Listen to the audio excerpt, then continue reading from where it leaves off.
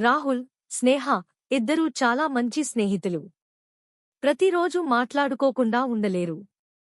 చిన్న చిన్న విషయాలైనా ఒకరితో ఒకరు షేర్ చేసుకునేవారు.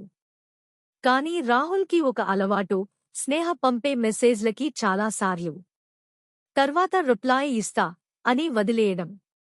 ఒక రాత్రి స్నేహ మెసేజ్ పంపింది. నాకు చాలా భయంగా ఉంది. మాట్లాడాలి. రాహుల్ బిజీగా ఉన్నాడు. రేపు మాట్లాడదాం అని రిప్లై ఇవ్వకుండా పడుకున్నాడు. మరుసటి ఉదయం ఫోన్ చూసేసరికి స్నేహ నుంచి ఇంకో మెసేజ్ లేదు. బదులుగా ఒక వార్త వచ్చింది. ఆ రాత్రే ఆమెకి సీరియస్ యాక్సిడెంట్ అయ్యింది. రాహుల్ చేతులు కంపించాయి. వెంటనే వారి చాట్ ఓపెన్ చేశాడు. లాస్ట్ మెసేజ్ ఇంకా అన్రెడ్గానే ఉంది.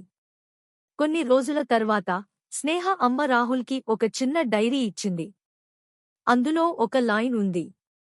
నాకు ఏం జరిగినా చివరిగా మాట్లాడాలి అనిపించే వ్యక్తి రాహుల్.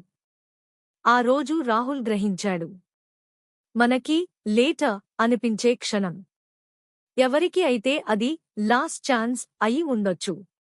నీతి: మనుషులను, వారి మాటలను ఎప్పుడూ తర్వాత చూద్దాం అని వదిలేయకండి. ఈ చిన్ని కథ మీకు నచ్చిందా?